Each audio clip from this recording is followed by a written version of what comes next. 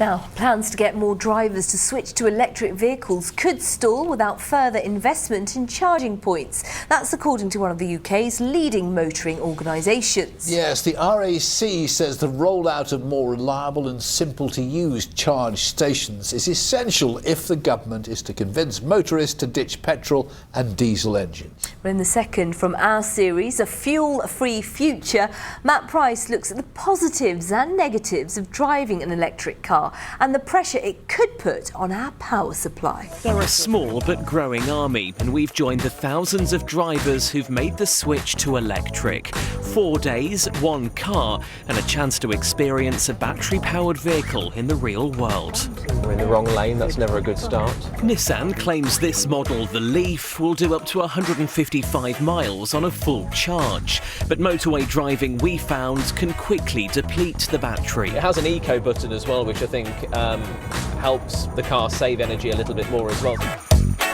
So it's Saturday afternoon and it's time to charge the car. We've signed up to several networks of chargers across the UK where you pay a monthly subscription. I suppose the only frustrating thing is I've had to Google and research using a website where I can go and charge. But do that research, and there are plenty around at places like shopping centres. The more you do it, the more normal this becomes. Around town and for short journeys, the car is working really well. Tomorrow will be our biggest test, a 280-mile motorway trip.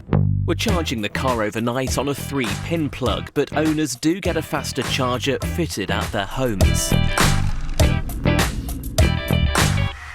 On the motorway, though, there's a network of rapid chargers, but it means pulling in and breaking up the journey. I'm now starting to think, where's the next charging point? 30 minutes gives an 80% charge and costs me roughly £7. Now, that is a long chunk out of my day when I could be working. Enough time then to find out if drivers are considering a switch, and if not, why. Not enough charging points and distances really that one can cover in them. There is points to charge, but there's not as many as there is petrol stations. If it's cheaper than petrol, because petrol just ransacks you, doesn't it?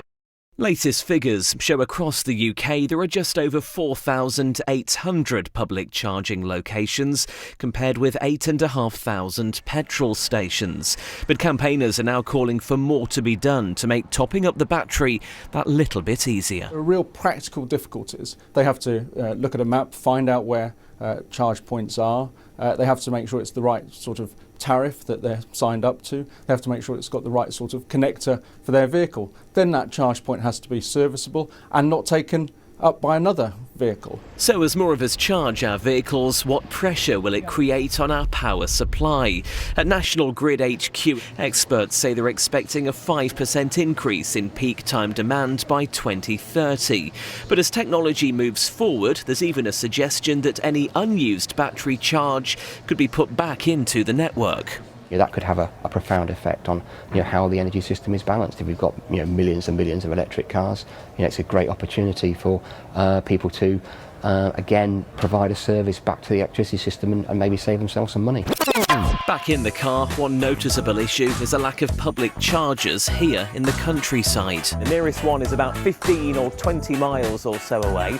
Most electric car drivers tend to do shorter journeys than we've carried out. A new model of this car with a bigger battery is out in the new year. If you're doing town and city centre driving, then this car's perfect for you. But on the motorway and in rural locations, it was tricky at times.